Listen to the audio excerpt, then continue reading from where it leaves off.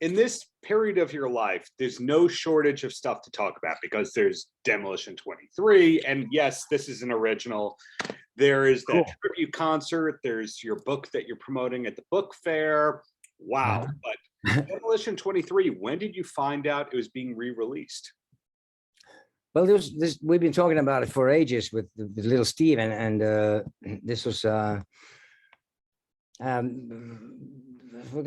maybe about a year ago when finally said, yeah, let's do it. And then it took a while. I wanted to remaster it, and then we worked on a cover and did that with Rich Jones from my band, who's done my latest album covers, and it's really good at it. And I dug out some old pictures, and we made a nice. It's never been out on vinyl, so now it's going to be a nice package. I mean, it is a nice package with the poster and everything, and then renewed the CD cover as well, the booklet and all. And then it's going to be on Spotify and all kinds of platforms, digital, whatever they have these days. And remastered, sounding better than ever. It's kicking ass. And you seem to have the Japanese version, right? I have the Japanese version, and it didn't have a place to put the booklet. It all just kind of it was weird. I was upset about that. And the other thing was the color of the logo, Demolition 23. It's turquoise. It was supposed to be blue. For some reason, there was some kind of hook up with that. There was they screwed up the. It had to be, I don't know what happened, but it was like supposed to be more like deep blue, and turquoise wasn't supposed to be the color. So, but on the new cover is correct. And it was in the European version had the right blue tone of blue. So I pay attention to all these things. You're a detail-oriented gentleman, and absolutely. And there are 3 bonus tracks on this new release coming. Yeah. Was it tough to find those, or did you know where those were all along? I had them on a cassette, on an audio cassette, and I digitalized them quite some years ago. I wanted to make sure I had them, that they were safe, so I got them onto my laptop in digital form. So I had those. I had saved those cassettes. They were the only ones in existence. So luckily, I saved all kinds of stuff and keep it to myself for years. And I have that was one cassette I had. And I also have I mean, we mastered the album twice back in the day, because it was, even though it was George Marino, who was like one of the best in the world, he made it for some reason. He was trying to go for a sound at the time, the early 80s, pretty thin, and first master was like, I was there with Sammy Alpha, and Steven wasn't with me. And we came back, and I was listening to it on my headphones. And I thought, wait a minute, it sounds really like all the balls are gone. So I called Steven. I said, Steven, isn't the mastering supposed to like improve the sound and just like bring out some frequencies if you need to bring out solos or something, and not make it like, cut the balls off? So he says, yeah, no, it's supposed to be like, because the mixes were so great. So Steven, now it's lost the balls, man. We got to go back. So we had to go back to master it again with George, and then we got it right. It was just improvement on the mixes. So it was like, phew, I thought so. And some people even accept that as a fact that back in the day, because I remember Jay Henning said he'd been playing the stuff to Tommy Price, the drummer. And Tommy said, yeah, it sounds great now, but wait till it's mastered. All the balls are going to be gone. So he was right. Yeah, he was right at first, but I didn't accept that. And it was, if you get what you ask for. So I said to Steven, I said, this is unacceptable. He said, why should it be different from the mixes? Why should it lose anything? Yeah. And he said, right, let's make it right. So we got it right in the end. At least I knew enough to, and Steven said, no, you're not supposed to lose anything. It's supposed to improve. Yeah, that's what I thought. That's what mastering was for. So we got it right in the end. And this album overlapped with the New York period of your life? Yeah, I lived in New York from 1985 till 1995, the end of 95, and the same flat, same block on East 3rd Street between 1st and 2nd Avenue, the Hells Angels block.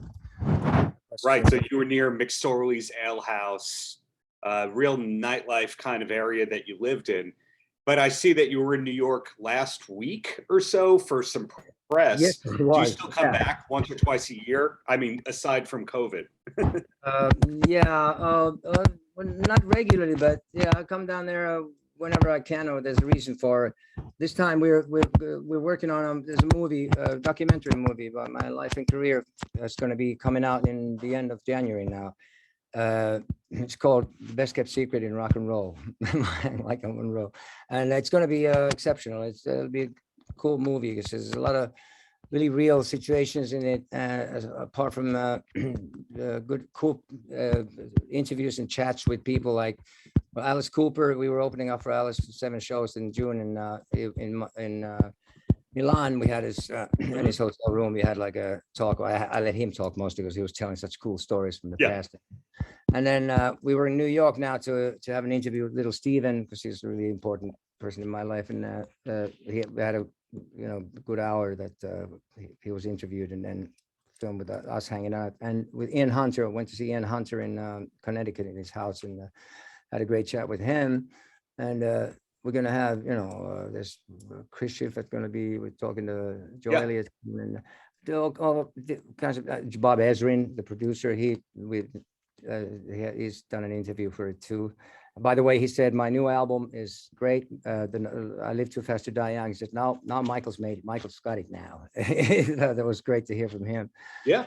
And we've been working on it for a couple of years now, and there's been really touching situations and some conversation with my mom, remembering Razzle, and then this 60th birthday concert, also how that came together, and the remix of the Oriental Beat album, the second Hanoi Rocks album, which was mixed like shit back in the day, and now and the tapes were thought to have been lost, but I relocated them a couple of years ago, and then we went to the studio to remix it finally, and now it has the sound it deserves, and it's coming out it's going to be available in November this year.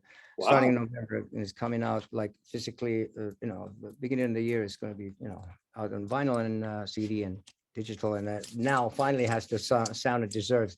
The longest and slowest project I've ever been involved in for a record, 40 years until it was ready. With this documentary, any chance we'll see John Cena in it?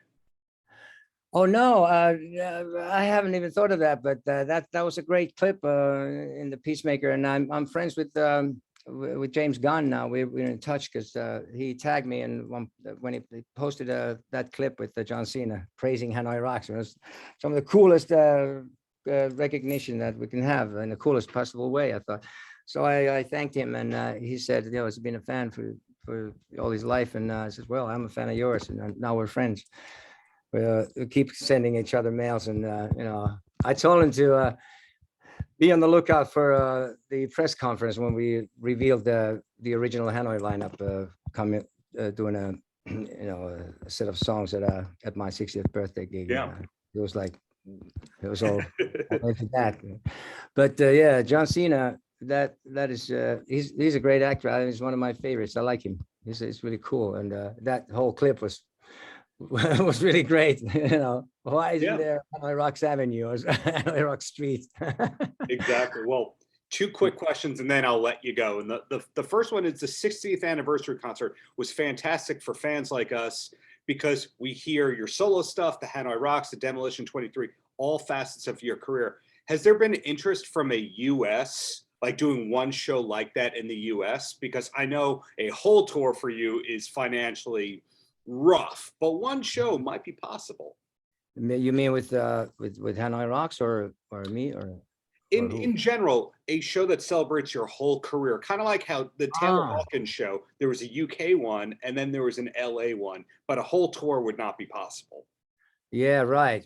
Oh yeah, well, I don't know if I'm a big enough a name to get something like that together. I don't know. I mean, it didn't occur to me, but I think it was cool for a one-off thing, but maybe when I turn 70.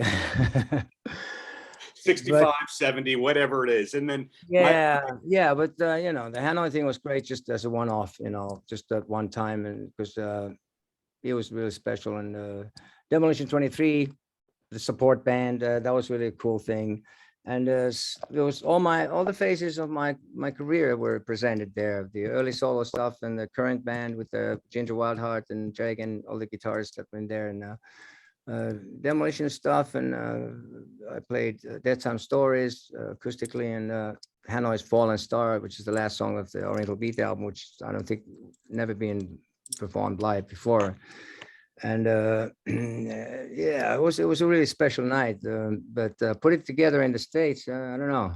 There might be a challenge, but good point. You know, maybe some. I mean, I'd be up for doing some Demolition 23 gigs. You know, that would be cool. And then Nasty was into it, and Sammy, and with that would be cool for the album coming out and all that. The original Hanoi Rocks was not good, nice as a one-off. You know. Right. That would happen again, but that's a cool idea, though. I appreciate it. That would be nice. Hopefully, we'll see that in the near future. And the last question I have for you: I read a story that you, David Lee Roth, and Steven Van Zandt hung out in the Limelight in the early '90s for a night. Yeah. And I want to know, when the three of you hang out, who does most of the talking, or are you all able to talk? Well, it was just we didn't hang out all night. It was what happened. I had just moved to New York, and you know, after Hanoi had broken up, and little Steven introduced me to David Lee Roth and at the Limelight, the library, and we just talked for a while. He said, "So, hey man, good to meet you. How's the band?" And I said, "Well, you know, we broke up. Our drummer got killed, and you know, consequently, the band broke up. So I'm solo now." So he said, "Well, welcome to the club, pal," because he had just left Van Halen as well. So he was solo too. So it was a really funny guy. He's fantastic. He was the fun in the Van Halen. I mean, personally, I Van Halen, to me, it's the David Lee Roth stuff is what I really like about Van Halen. That's some exceptional, phenomenal stuff. And he was the fun in the band, live and in interviews. It was amazing the way he was talking. So I guess he did most of the talking. Paltrocast.